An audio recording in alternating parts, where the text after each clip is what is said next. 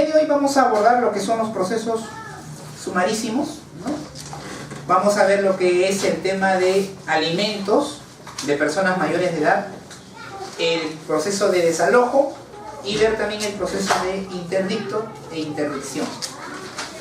El proceso sumarísimo, dentro de los procesos llamados cognitivos, ¿no? En el cual se van a analizar, se van a interpretar, se van a valorar los hechos, ¿no? Conjuntamente con los medios probatorios que se presentan en la demanda, ¿no? Son los llamados procesos donde existe un menor número de actos procesales, se concentra todo en una audiencia única y donde los plazos son mucho menores, ¿no? Teniendo en cuenta el proceso de conocimiento abreviado y sumarísimo, este es el proceso más corto, ¿no? A nivel, entre comillas, ¿no? A nivel de actos y a nivel de plazos, ¿no? Dentro de esta perspectiva, ¿no? El Código Procesal regula, ¿no? Una serie de supuestos, ¿no? Supuestos en el sentido de hechos, ¿no? Que van a ser objeto de este proceso. En ese sentido, he seleccionado cuatro supuestos o hechos, ¿no? Que me parecen los más relevantes dentro de este análisis, de esta vía procedimental llamada sumarísimo. El primero que vamos a analizar es el proceso de alimentos, ¿no? La pretensión de alimentos, ¿no? Debemos entenderla como un derecho. Los alimentos en el Perú son un derecho. Pero, ¿qué ocurre? Este derecho en el Perú, de alguna u otra manera, para su eficacia o para su exigibilidad, para que sea exigible, ¿no? Llámese judicialmente, ¿no? Requiere de ciertas situaciones. ¿Qué situación? Que exista una relación jurídico-filial, es decir, relación filial, padres, hijos, padres, abuelos, hijos, padres, hijos, abuelos, es decir, en línea recta, sea ascendiente o descendiente, ¿no? Como también, ¿no? En línea colateral, ¿no? En el caso de los tíos, ¿no? O en el caso también de un vínculo civil, ¿no? Que sería el caso de los cónyuges, ¿no? Cónyuges y también los llamados hijos o padres adoptivos, ¿no? Es decir, hay vínculo filial consanguíneo y hay un vínculo filial civil, ¿no? Uno determinado por ley y otro determinado por una cuestión consanguínea. Entonces, un primer presupuesto, ¿no? Para interponer una demanda de alimentos es el vínculo. Yo no puedo interponer una demanda de alimentos con aquel que no tenga un vínculo, sea civil o sea un vínculo consanguíneo. Tiene que haber esa vinculación.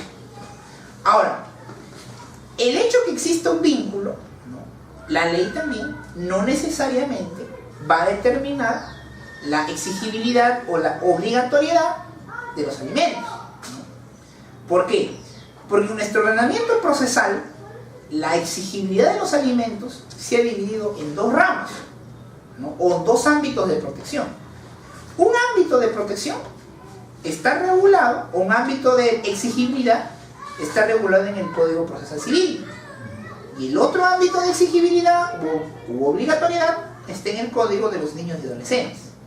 En ambos casos se establece cómo debe exigirse y cómo debe ser obligatorio el cumplimiento de la pensión de alimentos. Pero ¿qué ocurre? En el Código Procesal Civil se regula, ¿no? El procedimiento para la exigibilidad o la obligatoriedad de los alimentos cuando el demandante sea mayor de edad. En otras palabras, cuando el beneficiario de la pensión alimenticia sea mayor de edad.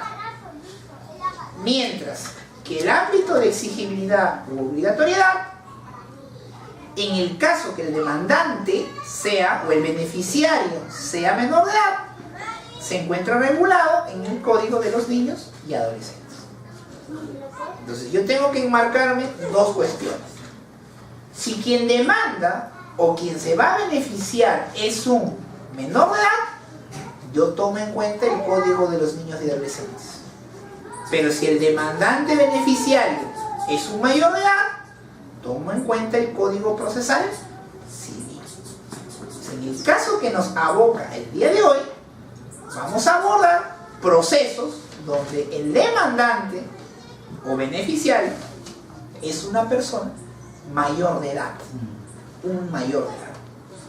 Entonces, ¿qué ocurre en este caso? A diferencia, ¿no?, de que cuando el demandante sea menor de edad, ¿no?, en todos los casos, habiéndose probado el vínculo filial, la consecuencia es la determinación de una pensión alimenticia, ¿no? En el caso de los menores de edad, ¿no?, si el beneficiario es un menor, se demanda, la pretensión va a ser fundada. El juez lo que va a determinar es en cuánto va a ascender esa pensión de alimentos. Pero en el caso del día de hoy, en el cual la demandante o el demandante sea una persona mayor de edad, el vínculo no es suficiente. Es decir, el hecho que mi papá me demande a mí alimentos no significa que la sentencia va a ser fundada. O que mi esposa me demande alimentos tampoco significa que va a ser fundada. O que mi nieto me demande a mí tampoco significa que sea fundada. ¿Y eso por qué? Porque en el caso del otorgamiento de las pensiones, para cuando el beneficiario sea mayor de edad, la ley establece ciertas condiciones. En otras palabras, cuando son menores de edad los beneficiarios de la pensión alimenticia, no hay condiciones. No hay condiciones. Pero cuando se trata de que el beneficiario sea un mayor de edad, sí hay condiciones que hay que cumplir. Y si no se cumplen las condiciones, el juez no va a otorgar o no va a determinar una pensión alimenticia. ¿Me explico? A ver, entonces usted dice, yo afirmo que para demandar alimentos en principio debe haber un vínculo civil o consanguíneo. Si no, no se puede. No se puede demandar alimentos. Pero, ¿qué ocurre? Ocurre lo siguiente. Cuando se trata de mayores de edad, como en este caso, yo necesito saber si estoy dentro de las causales, de los motivos, ¿no?, para determinar una pensión alimenticia. ¿Y cómo se determina eso? En el caso genérico, la regla es que existiendo vínculo consanguíneo o civil en el caso de mayores de edad, el argumento, la condición o el supuesto debe ser un estado de necesidad. Es decir, si mi papá me quiere demandar alimentos a mí y quiere que se le otorgue una pensión, mi padre debe acreditar un estado de necesidad. Si mi esposa me quiere demandar a mí alimentos, debe estar en una situación de estado de necesidad. Si mi hijo quiere demandar una pensión alimenticia, debe estar en una situación o un estado de necesidad. La regla o el fundamento es que cuando se trate de mayores de edad existe un estado de necesidad. Para todos los casos, sea vínculo consanguíneo o vínculo civil. Sin embargo,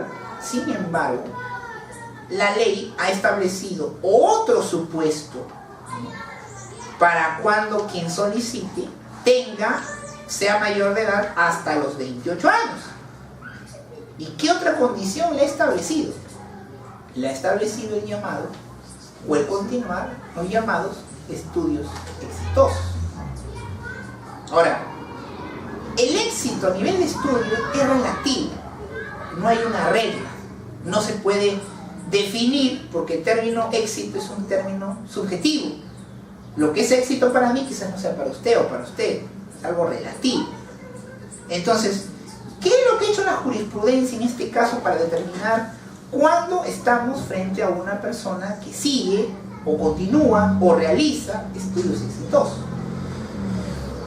La doctrina, mejor dicho, la jurisprudencia ha encontrado hasta 3 supuestos para comprender los llamados estudios exitosos. El primer supuesto es que se entienda como estudios exitosos aquel alumno que realice estudios superiores, ¿no?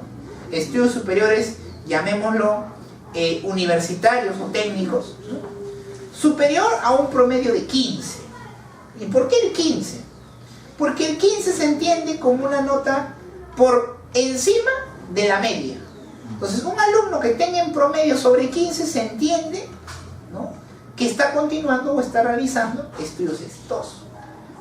Pero también la realidad que demuestra, hay carreras, ¿no?, técnicas o profesionales, donde el conseguir un 15 de promedio es difícil, es complicado, ¿no?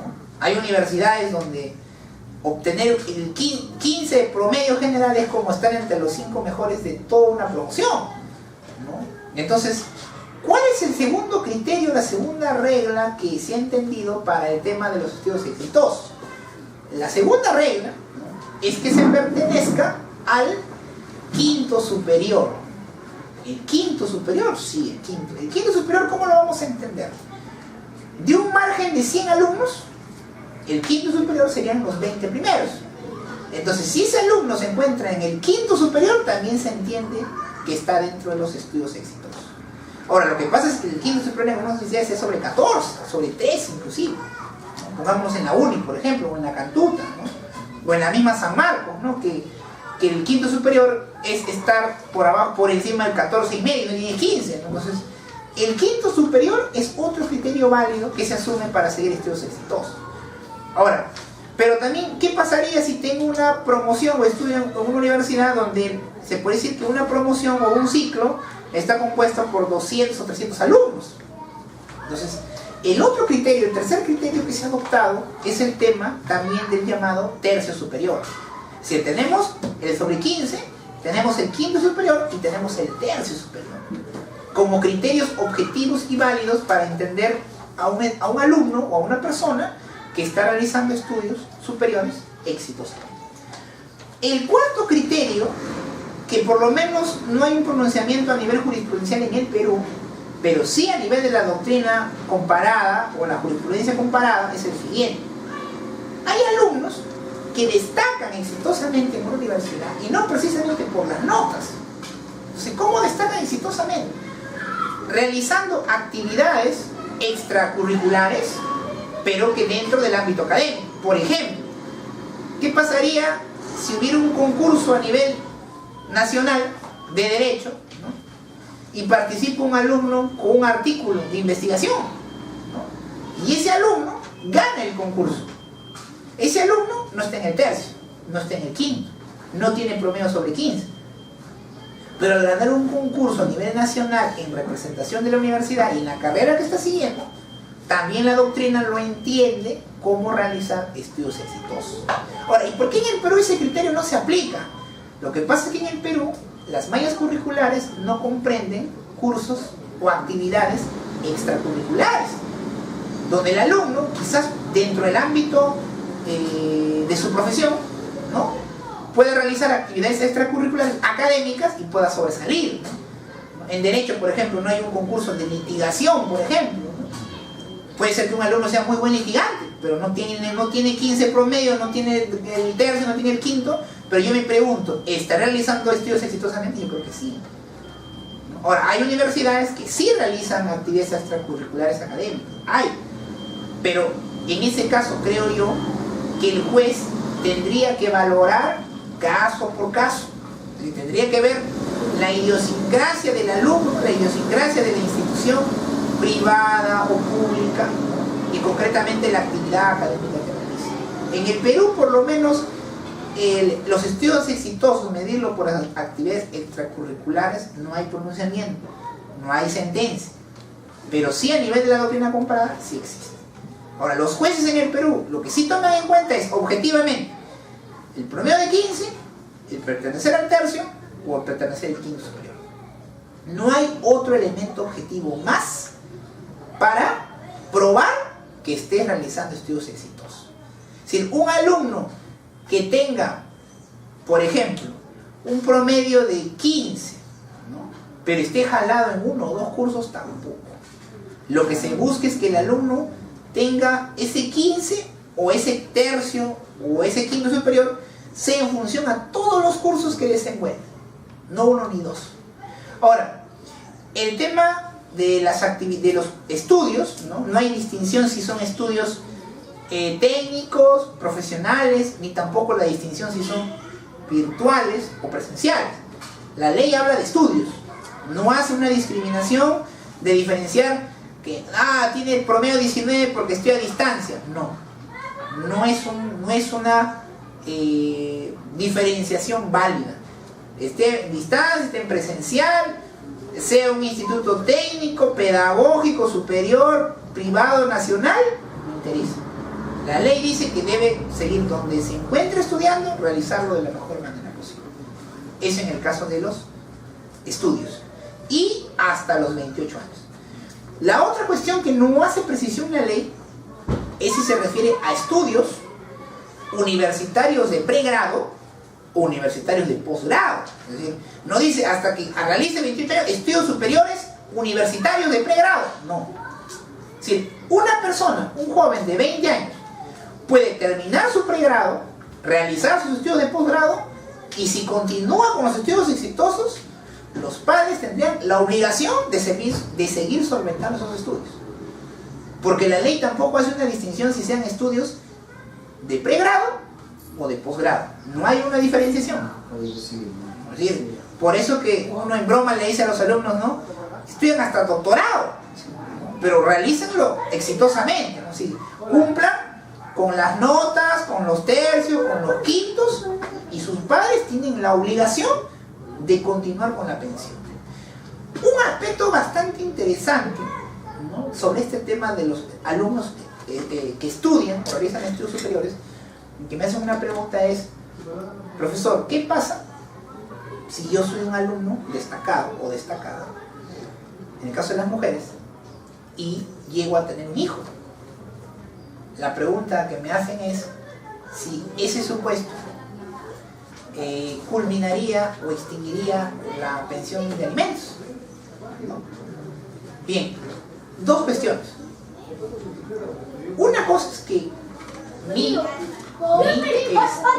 padre, o el padre de esta señorita, por ley, habiendo cumplido con este requisito, ¿no?, el padre tenga que solventar los alimentos de esta persona para realizar sus estudios.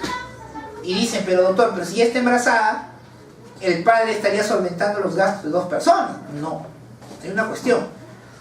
Los alimentos están en función a los estudios. La persona puede tener un hijo, puede tener dos, y eso no excluye el deber o la obligación de alimentos. ¿Ya? No se excluye esa situación.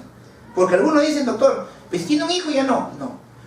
¿Cuándo sí se excluye de poder decir esa pensión alimenticia en favor de los estudios?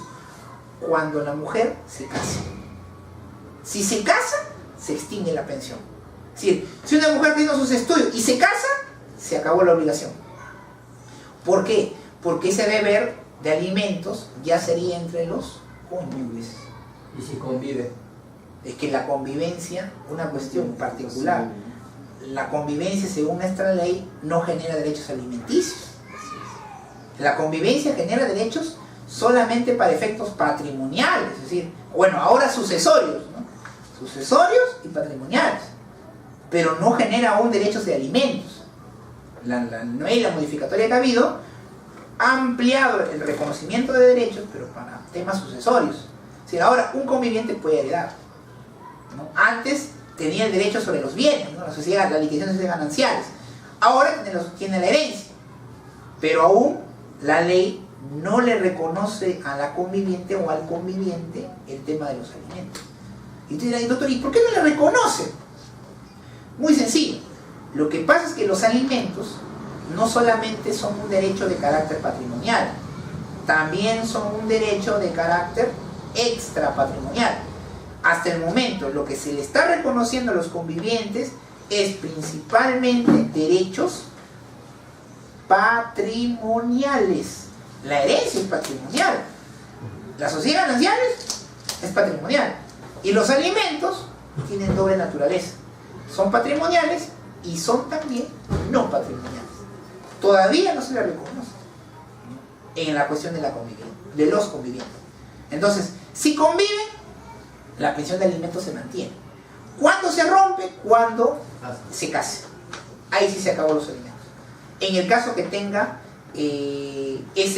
la exigibilidad, ¿no?, de una pensión, ¿no?, de alimentos. cuestión importante, ¿no?, que también muchos se preguntan, es, doctor, si yo tengo 19 años, ¿no?, y yo estoy realizando mis estudios exitosamente, tengo un promedio de 18, 19, mi papá tendría la obligación de solventar mis alimentos. Tendría la obligación. Pero recuerden algo, los procesos tienen por finalidad hacer cumplir las obligaciones. Entonces, ¿qué significa?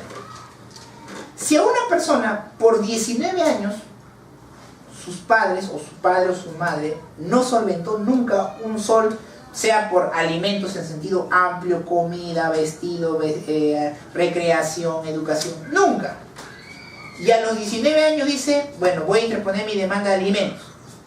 Y es algo que creo que debe quedar muy claro a partir de hoy, ¿ya? La exigibilidad de la pensión de alimentos corre a partir de la interposición de la demanda. Si tu papá, 20, 21 años, 22 años, nunca te dio un sol, eso no es exigible. No es exigible, judicialmente no lo es. Puede ser que sea un derecho, sí, pero los derechos, para que sean exigibles, en muchos casos como en este, tiene que realizarse mediante un pronunciamiento judicial. Entonces, si no se hizo eso, no se puede exigir. Ahora, profesor, entonces, si yo realizo estudios exitosos, ¿no?, mi padre debería solventar mis alimentos, debería solventar mis estudios, sí, pero recordemos algo, el derecho es una ciencia del debe ser, debe mi papá solventar mis estudios, y si no lo hace, el por qué existen los procesos judiciales es para que nuestros derechos, en muchos casos que son exigibles, sean cumplidos. Entonces, yo puedo tener 20 y mi papá me dice, no te quiero pasar, no me la gana. En ese caso, ante ese conflicto, ante ese derecho que no se cumple, es que recién aparece el proceso judicial. Ahora, uno puede decir, doctor, pero yo me pagué ya 2 años de carrera, mi papá me puede devolver lo que gasté. No se puede. Es de la demanda para adelante, a futuro. No es de la demanda, es decir, los efectos de una demanda o de un proceso no son retroactivos, son hacia el futuro, son irretroactivos hacia el futuro. Entonces yo no puedo exigir una pensión de alimentos hace 10, 15, 20 años, ni tampoco papá, me pero 2 ciclos que yo pagué, tampoco, no se puede. Se empieza de ahí hacia adelante, hacia adelante. Eso en función a los llamados estudios exitosos. Si yo lo que tengo que probarle al juez, ¿qué es? Probar que los estudios universitarios, pre, posgrado, superior, profesional, sean medibles, valorados objetivamente con esos 3 criterios. Si no se prueban esos 3 elementos o criterios, de más interponer una demanda de alimentos. No se puede. No basta con que se estudie, ¿no? A veces los hombres, doctor, estoy estudiando, me tiene que pasar el alimento de mi papá. No, no. Tiene que cumplirse esa condición. Si no, no se puede.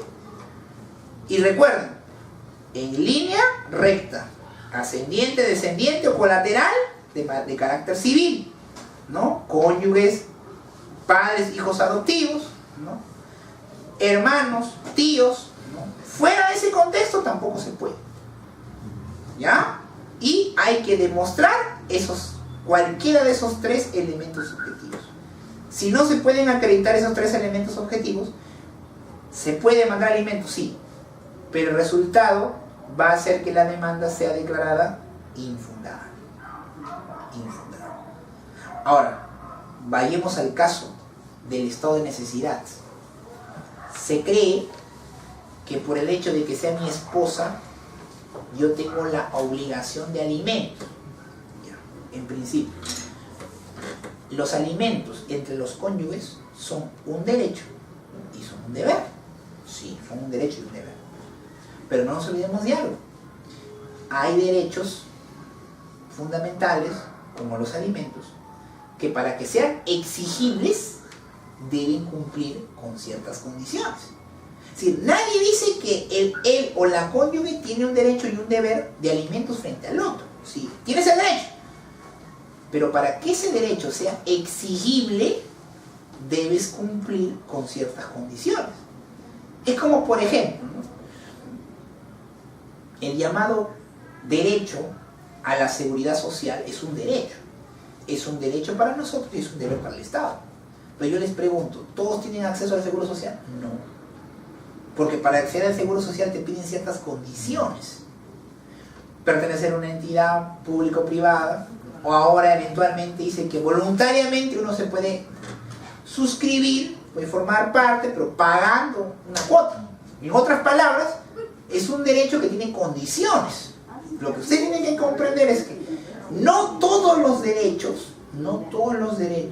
son incondicionales. Todos tienen, en algunos casos tienen condiciones. Yo no puedo decir, doctor, ningún derecho tiene condiciones. No, es que sí, algunos derechos tienen condiciones.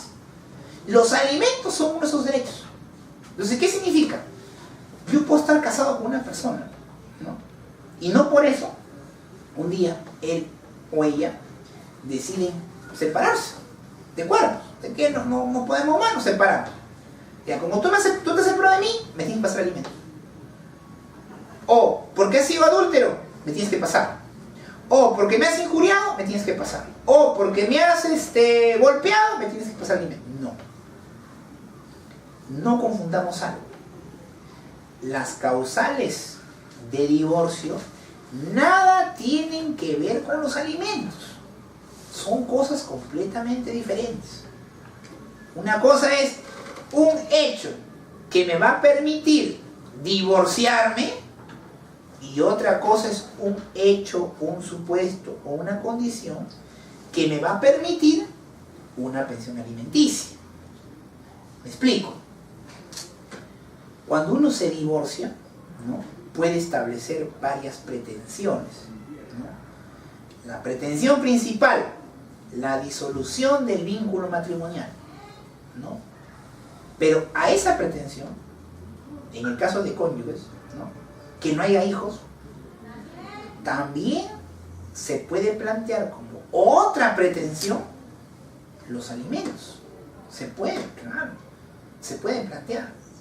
Ahora, el debate desde el punto de vista procesal es si los alimentos son una pretensión accesoria o son otra pretensión principal más. Me explico. Cuando uno interpone una demanda, puede interponer varias pretensiones. Y eso es lo que se conoce como la acumulación, ¿no?, acumulación objetiva. Si yo en una demanda, asistentes, abogados, estudiantes, ¿no?, yo puedo plantear más de una pretensión. Pero ¿qué ocurre?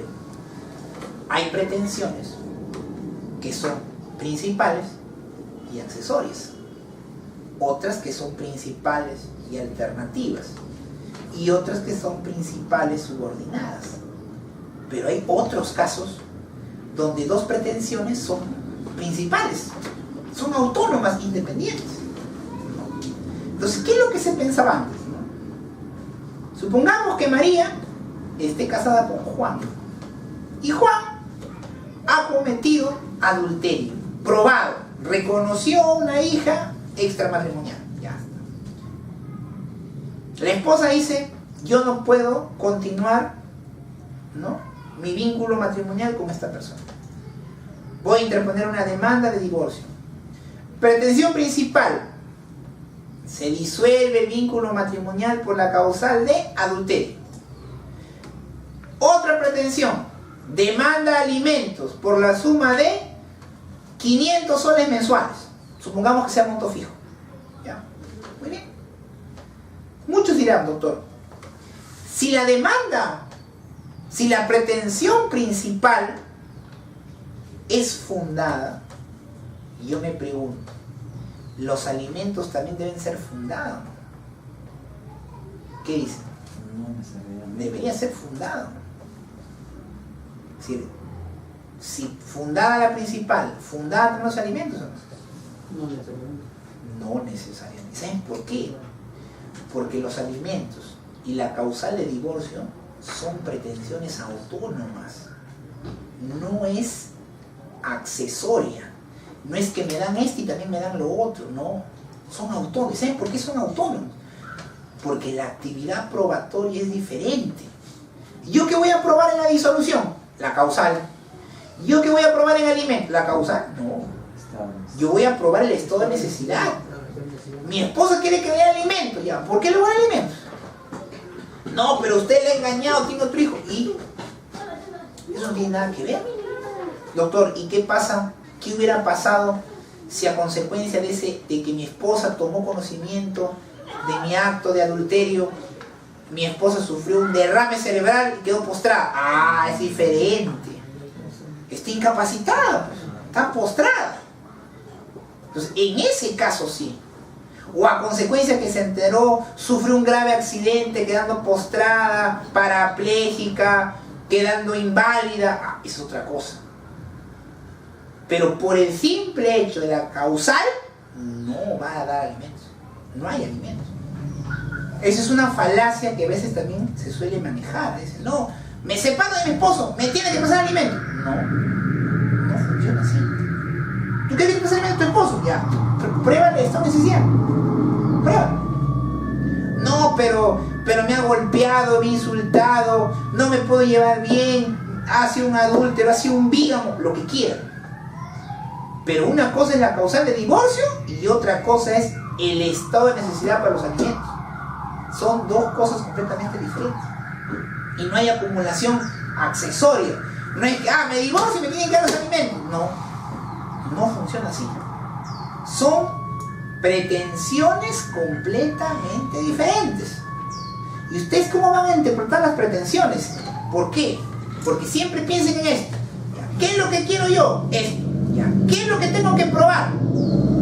Si lo que tengo que probar es diferente, no puede haber acumulación. No va a haber acumulación. Yo para mi divorcio, ¿qué tengo que probar? La causal. Y yo para mis alimentos, ¿qué tengo que probar? La necesidad. Son diferentes. Entonces no puede haber, en ese caso, no puede haber acumulación. Doctor, ¿y en qué caso puede haber acumulación? Vayamos a un ejemplo. Demando nulidad de acto jurídico. Pretensión principal. Pretensión accesoria. Cancelación del asiento registral. Ya, vayamos. ¿Qué tengo que probar para la nulidad de acto jurídico? Que el contrato es nulo. ¿Qué tengo que probar para la cancelación del asiento registral? Que el contrato es nulo. ¿Se dan cuenta? Entonces, en ese caso, las pretensiones, en ese caso sí son acumulables. Porque lo que se va a probar es lo mismo. Pero en el caso del divorcio con los alimentos, la actividad probatoria, lo que se debe probar, es diferente. Por consiguiente, no hay acumulación. No hay. Doctor, y una pregunta. Entonces, yo, en el caso del estado de necesidad, ¿sobre qué elementos objetivos o cuándo hablamos de un estado de necesidad? El estado de necesidad que se habla en materia civil no es el estado de necesidad que se escucha en penal, por si acaso. No es que hay un bien jurídico por encima de lo otro, no. El estado de necesidad, ¿a qué se refiere en materia civil? Se refiere a que quien demanda alimentos o el beneficiario de alimentos no puede por sí misma o por sí mismo, no puede solventar sus necesidades básicas. Punto. Entonces hay un estado de necesidad, claro, porque si yo no me alimento, no tengo para subsistir. ¿No? A eso se refiere el estado de necesidad. No es el estado de necesidad que un bien jurídico, no. Acá se refiere a que esa persona no cuenta, no puede o está imposibilitado de que por sí misma pueda valerse por sí mismo. Por sí mismo no puede.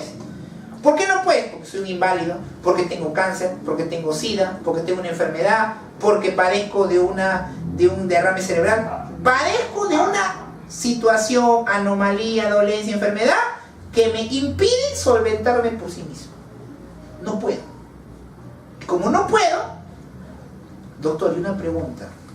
Si mi esposa quedó incapacitada, inválida, lo que sea, yo tengo que pasar alimentos, ¿sí? ¿Hasta cuándo? Dos caminos. Hasta que se muera, miren, ¿no? Hasta que se muera o hasta que se case. Doctor, y si yo me caso con otra, igual tengo que pasar, igual. No se rompe esa obligación. Hasta que se muera o se case con otra persona. Y doctor, una pregunta, pero si el estado de incapacidad es temporal, si es temporal, fácil, ¿hasta cuándo la persona se restablezca sus funciones, sus actividades y pueda solventarse por sí misma? Recuerden que existe la exoneración de alimentos. Yo tengo la obligación hasta que mi esposo se recupere. Cuando se recupere, demandaré la exoneración de los alimentos. Ya no, pues me exonero, señor juez. Ya mi esposo también puede solventarse por sí mismo, yo no tengo por qué solventar. O la esposa puede decir, no, pero tú me tienes que seguir pasando porque ganas mucha plata. También puedo ganar mucha plata, pero ¿qué me dice la ley? La ley me dice estado de necesidad. No hay eso, no hay alimentos. Así es sencillo. ¿Ya? Entonces, eso tiene que quedar bastante claro. ¿Ya?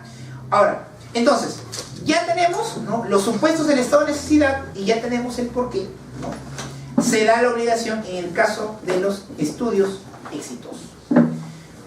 Profesor, yo he visto que hay demandas de alimentos que se hacen en porcentajes y hay montos de alimentos que se hacen en montos fijos.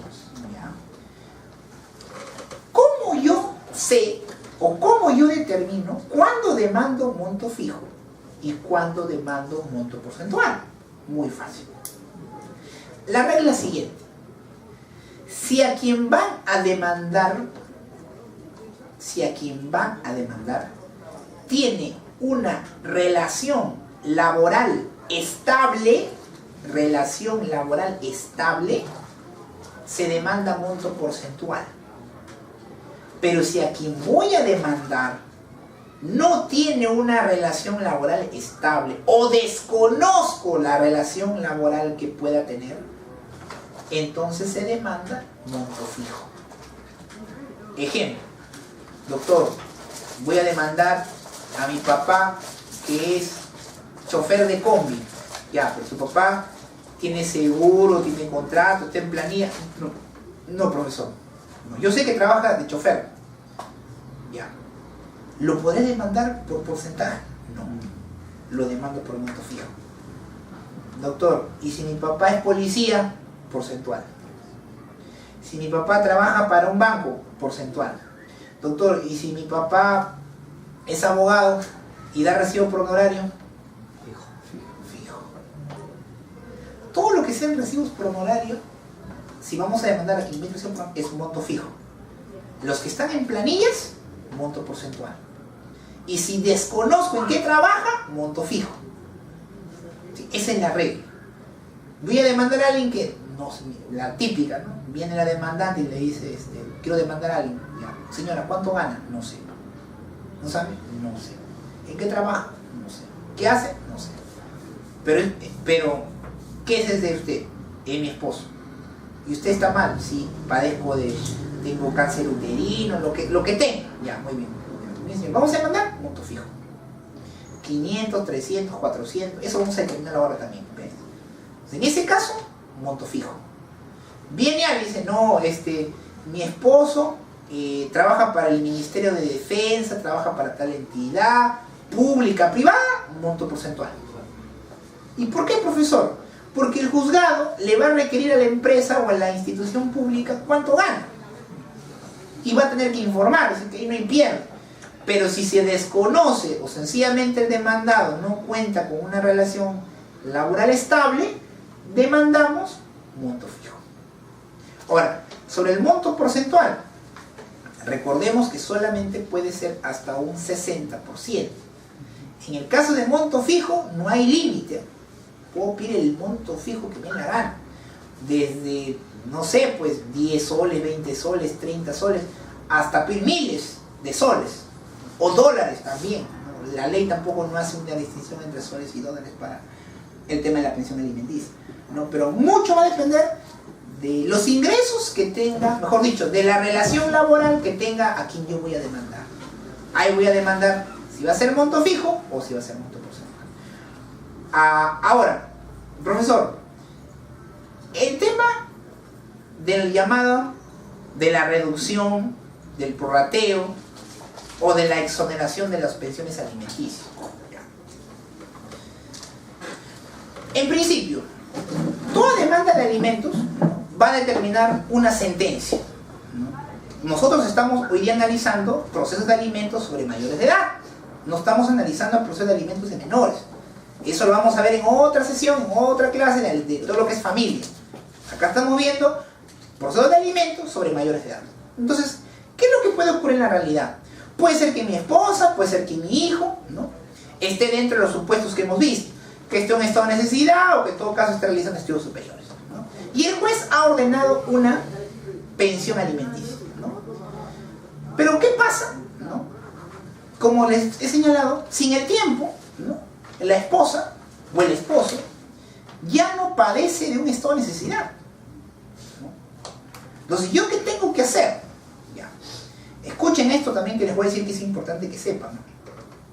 Supongamos que este año 2013, que está por acabar, a mí, a Erickson, mi esposa me demandó alimentos porque estoy en estado de necesidad y el juez me fijó una pensión alimenticia de 1.000 nuevos soles mensuales. Perfecto.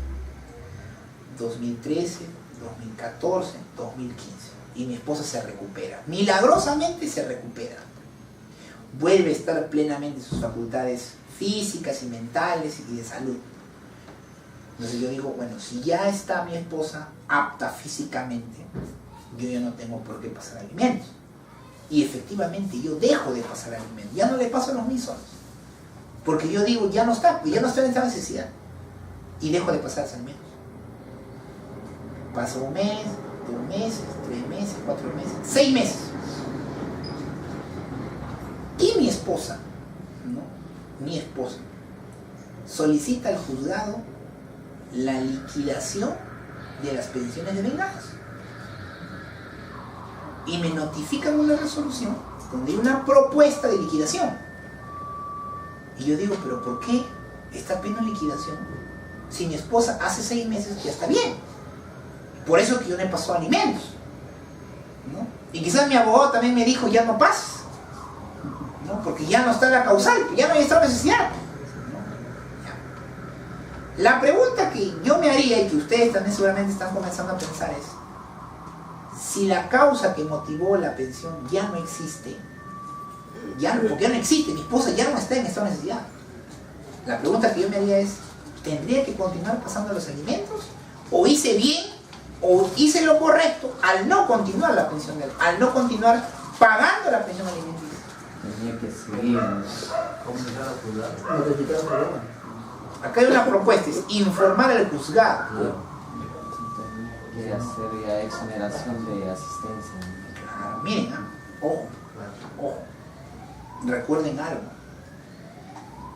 Toda resolución judicial debe cumplirse. Un hecho en la realidad no le puede quitar eficacia a una resolución. Las resoluciones deben cumplirse. La única forma que una resolución deje de ser eficaz es mediante otra resolución. Entonces yo no puedo decir, no, la realidad cambió, ya no paso. No, señor. Acá nada tiene que ver la realidad. Acá hay una resolución y usted debe cumplir la resolución. Sí, pero la realidad... No, que acá no hablamos de realidades. Acá hablamos que hay una sentencia, hay una resolución firme, cosa juzgada y debe cumplirse. Entonces, profesor, ¿qué tendría que hacer yo? ¿Qué tendría que hacer?